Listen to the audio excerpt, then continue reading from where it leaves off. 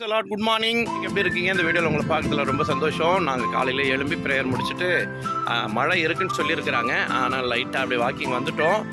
நீங்களும் நடப்போம், நலம் பெறுவோம்.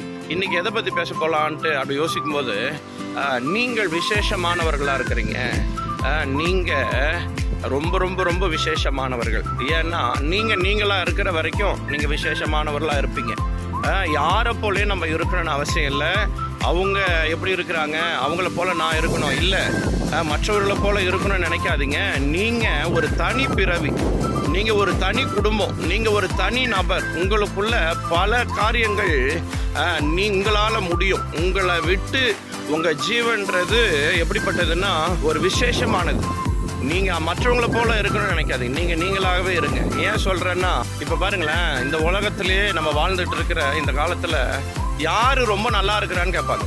அவங்க நல்லா இருக்கிறவங்களை குறித்து சில தீர்மானம்லாம் வச்சுருப்பாங்க. என்ன தீர்மானம் வச்சுருப்பாங்கன்னா, நல்லா படிச்சிருக்கிறாங்க, நல்லா பணம் காசு சேர்த்து வச்சுருக்கிறாங்க, நிறைய திறமைகள் இருக்குது, வீடு பங்களா வசதி எல்லாம் இருக்குது, அவங்க நல்லா இருக்கிறாங்க. இல்லை. ஏன் சொல்ல வரேன், எல்லாமே இருந்தால் கூட நிம்மதி இருந்தால் தான். ஒருத்தவங்க பணம் எவ்வளோ இருக்கலாம், ஆஸ்தி எவ்வளோ இருக்கலாம், படிப்பு பட்டம் எவ்வளோ இருக்கலாம், ஆனால் நிம்மதி இருக்கான்னு பார்க்கணும். ஏன்னா யார் ரொம்ப நல்லா இருக்கிறாங்கன்னு சொல்லணும்னா, பணமும் பொருளாதாரமும் எல்லாமே இருந்தாலும் கூடவே அவங்களுக்குள்ள நல்ல நிம்மதி, நல்ல குணங்கள், நல்ல அன்பு அவங்களோட இருக்கு. எதை குறிச்சும் பயப்படுறதில்ல, அவங்க நாளைய குறித்து பயப்படுறதில்ல.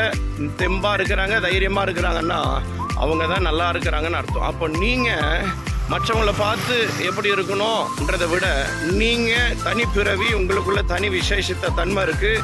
அதனால தான் பைபிள் வசனம் மத்தேயு 6:26 சொல்லுது, ஆகாயத்து பறவைகளை கவனித்து பாருங்கள், அவைகளை காட்டில நீங்கள் விசேஷமானவர்கள்.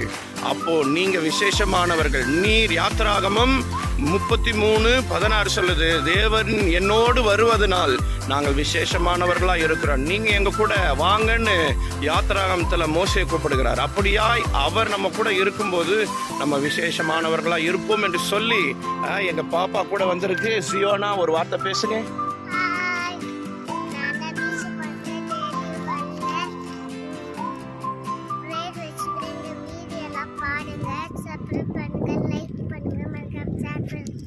பாய். நாங்கள் காலைல